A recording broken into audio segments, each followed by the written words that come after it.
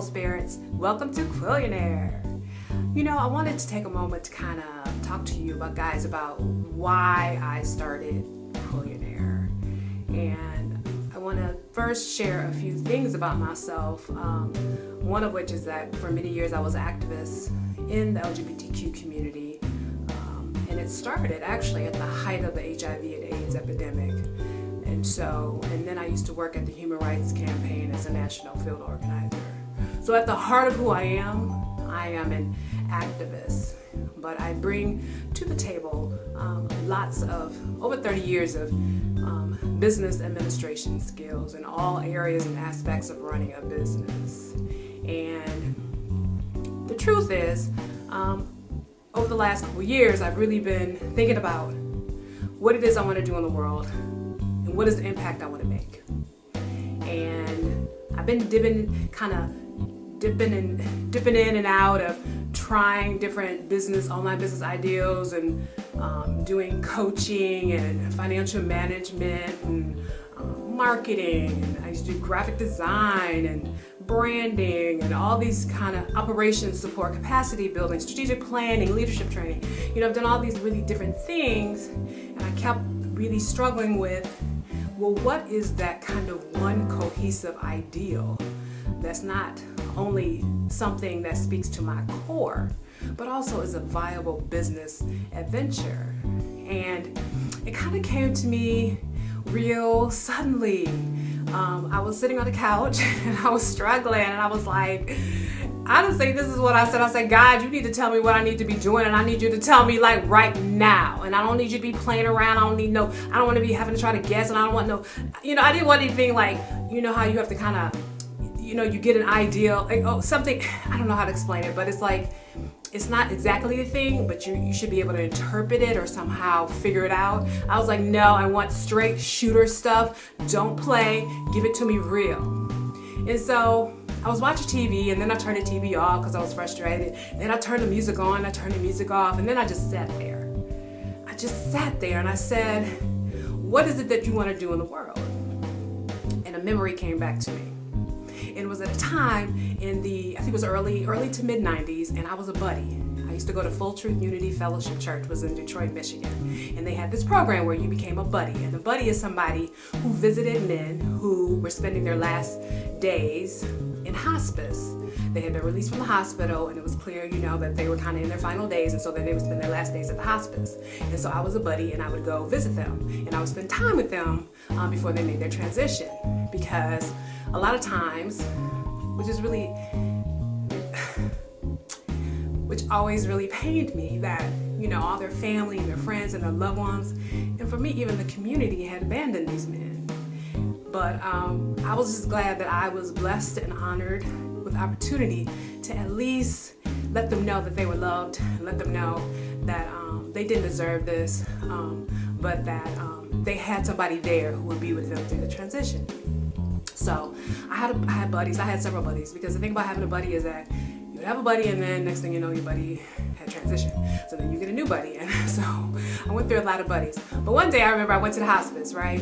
And I went in, and I heard some music playing, and I went to go visit my buddy, but he wasn't in his room. And so I was walking down the hallway towards the music, and I could see everybody was hanging out in somebody else's room, and they were dancing, and they were hanging out, and they were just doing their thing. And I came in, and I just started dancing too, because I was like, hey. And I remember this day so vividly, because there was this like boom box sitting on the window ledge. It was one of them raggedy Sears and Roebuck boom box, one of the ones that you got for Christmas. Yeah, I did get one for Christmas, and I did love my little raggedy Sears and Roebuck boom box. But anyways, this boom box was playing music, and it was WJLB, and I think Mason was on. And if you're from Detroit, you'll understand these references, and if you're not, you won't. Anyways, and so they were all dancing. I was dancing, and we were dancing, and then this one guy, and I don't remember his name, and I wish I did. Oh, I wish I did. And he was in a wheelchair, and this guy, he had this amazing baritone voice. I mean, beautiful and projected, and then he just was a sweet spirit. I mean, oh my God, he was amazing. And he was rolling around in a wheelchair, and then after the song went off, he was like swinging his arms around, as only gay men can do. He was like, I ain't going nowhere, because I was meant to be a Queerllionaire. I ain't going nowhere, cause I was meant to be a queerllionaire. Queerllionaire, darling. And then he was like, doing the Z-snap and all the things that, only gay men can do. And then we started going, queerllionaire, queerllionaire, queerllionaire. And in the beginning, we kind of didn't understand what he was saying. And then we got it. He was really taking the word queer and millionaire and combining it together. And so we're just like, queerllionaire, queerllionaire, queerllionaire. And then we went on back about our business, you know what I mean? I was driving home that night, and I remember, and what happened to me when I was sitting on the couch that day, what I remembered about that night when I was driving home is how sad it made me. Like it really hurt me to think that this really dynamic and beautiful and intelligent and vibrant man, like, he had every right to be a queerllionaire. He has every right to be a queerllionaire, but he is going to die of the disease. And that he had to do it in a place where none of his family, friends, and loved ones would be there to help him through. And I thought to myself, Spirit, you need to do something with me. I need to do something about this. And I need you to figure out what that is. Now that was over 20 years ago when I asked Spirit to do that. And I just think that when I was sitting on my couch the other day, that Spirit was finally saying to me, I have an answer for you. And the answer is queerllionaire. And as the more I started to say the word, the more it just started to feel really good. It was like, it almost like made sense. And it was almost like I needed 20 years to even kind of understand what it really meant and what I could do with it, right? And I just said, queerllionaire. And it just felt really, really good. And I realized also in that moment that what Spirit was saying to me is that for all the queerllionaires in the world, for all the queerllionaires from the HIV and AIDS epidemic, for those souls who couldn't be the queerllionaires they could be, that their spirits are here and they're here to help us to be the queerllionaires that they couldn't be. And so one of the other things that I believe is that it's our time, y'all. It's our time to be queerllionaires.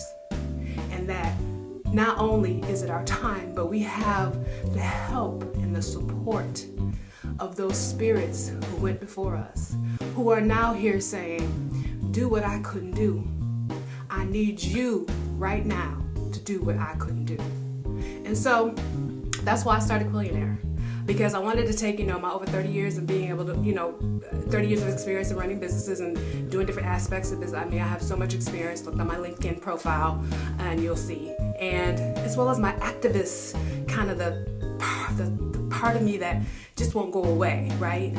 And what I want to do is I want to guide the next onslaught of queerpreneurs and turn them into queerllionaires. So I hope you'll join me. Thank you. Peace and love, family.